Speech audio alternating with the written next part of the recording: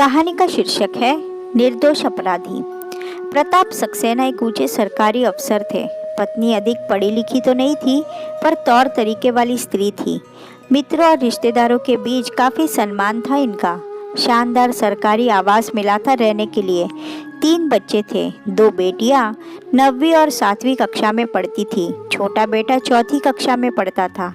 बहुत सुखी परिवार था, पर नियति जब क्रूर होती है तो कुछ नहीं देखती, बस क्रूर होती चली जाती है। दमा के पुराने मरीज प्रताप सक्सेना दिल के दौरे से जिंदगी हार गए। मिसेस सक्सेना पर जैसे पहाड़ टूटा। मित्र रिश्तेदार सब सकते में थे। मिसेस सक्सेना ने धैर्य का परिचय दिया। मित्रों की मदद से सिर्फ मैट्रिक पास मिसेस सक्सेना को पति के स्थान पर छोटी सी सरकारी नौकरी मिल गई और रहने के लिए एक छोटा सा सरकारी आवास भी। शोक में शामिल होने के लिए आई छोटी बहन इंदिरा ने एक दिन कहा, दीदी, देख रही हूँ कि मोहित हर वक्त खोया खोया सा रहता है। खिड़की पर खड़ा बस बाहर देखता रहता है। रानू और बिट्टू के साथ कभी कभी खेलता है। क्यों ना मैं इसे अपने साथ ले जाऊं? रानू बिट्टू के साथ बहला रहेगा। वहाँ स्कूल में भी नाम लिखवा दूंगी। इसके मौसा जी पढ़ा दिया करेंगे। तेरी चिंता भी कम हो जाएगी। मिसेस सक्सेना ने कुछ देर सोचा, फिर मोहित का सामान पैक करना शुरू कर दिया। मोहित मौसी का लाडला था, इसलिए फौरन तैयार हो गया और खुशी खुशी उनके साथ गोरखपुर चला गया। यहाँ रानू और बिट्टू के साथ मोहित का मन लग गया। रोज बड़े मन से स्कूल जाता और शाम को रानू के साथ खूब खेलता। बस एक बात जरा उसे खलती थी। सब तो बेडरूम में सोते थे, लेकिन उसे रूम के बाहर बरामदे में सुलाते थे। पहले तो उसे डर लगता था, फिर धीरे धीरे आदत पड़ गई।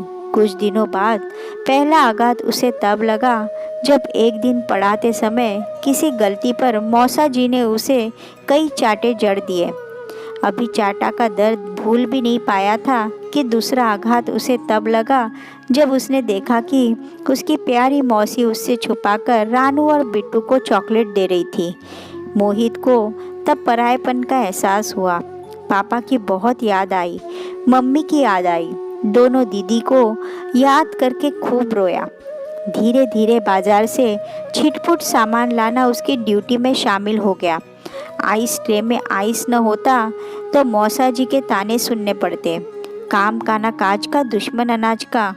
स्कूल में कभी टेस्ट होता तो गणित में कम अंक देखकर मौसा जी झुंझलाते, किसे उठा लाई हो, ये नहीं पढ़ने वाला, बेकार में हम बदनाम होंगे, वापस भेज दो इसे। अब मोहित को उस परिवार में अपनी औकात का पता चल गया। वो सबसे कटा कटा रहने लगा। रंगों की बौछार लेकर होली आई तो थोड़ी रौनक उसके चेहरे पर भी आई। उसका प्यारा त्योहार, उसके पापा का प्यारा त्योहार। उसे रंग खेलते पापा नजर आने लगे। मन घबराया तो मौसी के पास आया। देखा मौसी गुजिया बना रही थी और रानू बिट्टू पास ही बैठे थे। आहा, गुजिया, कहता हुआ वो भरावन की ओर लपका, पर अगले ही पल रुक गया। अनमना सा होकर फिर वापस बरामदे में कुर्सी पर बैठ गया। बीती मधुर यादों में खो गया। कुछ देर बाद गुजिया तलने की खुशबू से सारा घर भर उठा। वो रसोई की ओर आया तो देखा रानू बिट्टू दोनों एक एक गरम गुजिया खा रहे थे।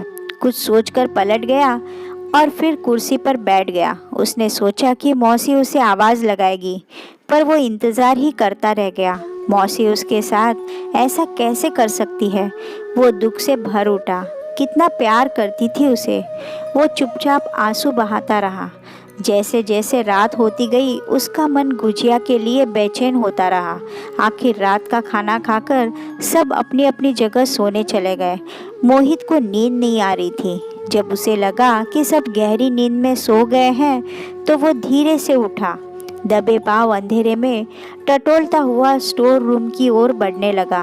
एक बड़े से भगोने का ढक्कन बाएं हाथ से उठाया। दाएं हाथ से 2 गुजिया निकालकर जो ही ढक्कन वापस रखने चला, तेज आवाज करता हुआ ढक्कन जमीन पर गिर गया। मोहित ने हड़बड़ाकर ढक्कन वापस रखना चाहा कि तभी रूम की लाइट किसी ने जला दी। सामने मौसी जी के साथ खड़े थे। डर और शर्म दोनों भावों ने घेर लिया उसे।